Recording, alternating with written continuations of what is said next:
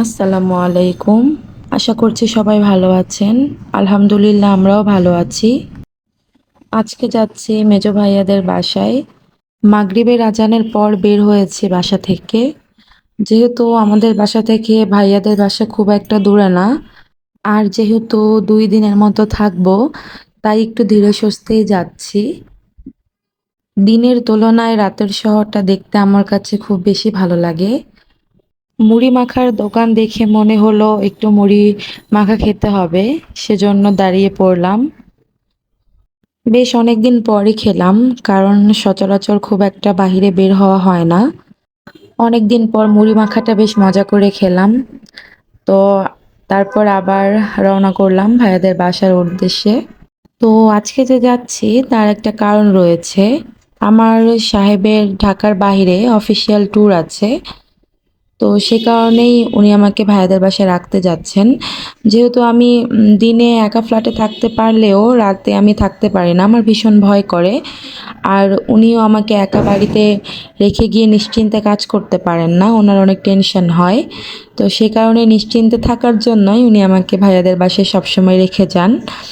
আসলে একা বাড়িতে থাকলে তো একটা টেনশন কাজ করেই।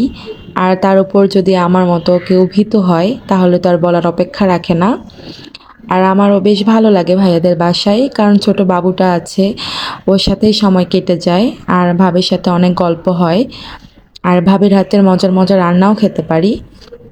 তো সব মিলিয়ে আমারও বেশ ভালো লাগে, আমি এনজয় করি। মোটামুটি ২-৩ দিনের মতো থাকবো।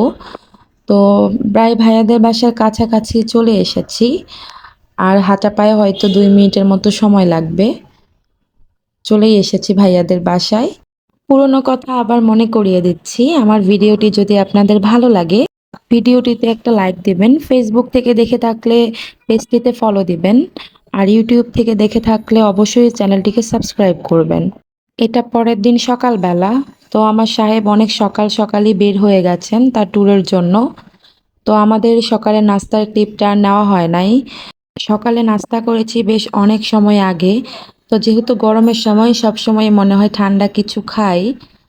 তো ভাবির থেকে একটা রেসিপি শিখলাম, শিখে বানিয়ে নিয়েছি।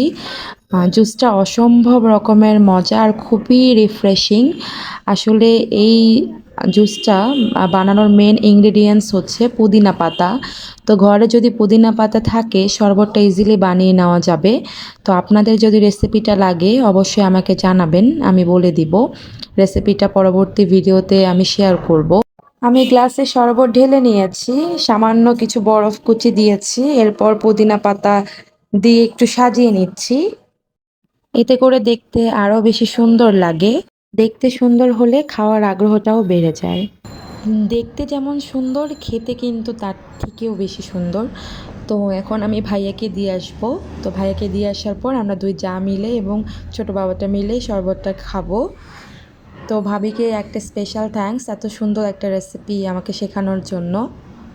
এই গরমে এই শরবতটা যদি বাসার সবাইকে বানিয়ে খাওয়ান, সবাই প্রশংসা করতে বাধ্য এবং সবাই খুবই পছন্দ করবে। এদিকে ভাবি দুপুরের রান্নাবান্নাও শুরু করে দিয়েছেন, প্রায় শেষের পথে। এখানে ভাবি আমার পছন্দের করলা ভাজিও বানিয়েছেন, আমার ভীষণ পছন্দ। আর সাথে মাছ ভাজা করছেন আর পুঁই শাক রান্না করেছেন, সাথে ডাল ছিল।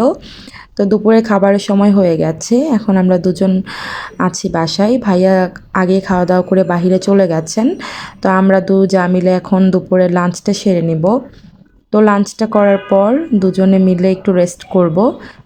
আসলে ভাবির এখানে আসলে আমি চেষ্টা করি একটু বেশি বেশি করে গল্প করার জন্য, কারণ সবসময় বাসায় তো একাই থাকা হয়, খুব একটা কথাবার্তা কারোর সাথে বলা হয় না। আর ভাবির সাথে আমার সম্পর্কটাও খুবই ভালো, একদম ফ্রেন্ডলি।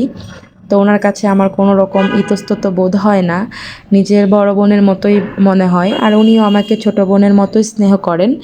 তো ওনার বাসায় সময়টা আমার খুবই ভালো কাটে। আর এটা সন্ধ্যার সময়। তো ভাবি সন্ধ্যায় প্রথমেই ১ গ্লাস শরবত দিয়ে গেলেন। আর ওদিকে উনি চিকেন ফ্রাই করছিলেন। ওনার হাতের চিকেন ফ্রাইটা অসম্ভব মজার হয়। আসলে ভাবির হাতের সব রান্নাই আমার ভীষণ পছন্দ। আর উনি খাওয়াইতে খুব পছন্দ করেন। তো আমরা সবাই মিলে চিকেন ফ্রাইটা খাচ্ছিলাম। ভাবি সত্যিই বলছি, আবারও ভিডিওতে বলছি, অনেক মজা হয়েছিল। আর এই যে চা, চা তো আমার লাগবেই, সেটা যত গরমই হোক না কেন। তো আজকে চা খেতে খেতেই বিদায় নিচ্ছি। সবাই ভালো থাকবেন, সুস্থ থাকবেন, আমাদের জন্য দোয়া করবেন। আল্লাহ হাফেজ, আসসালামু আলাইকুম।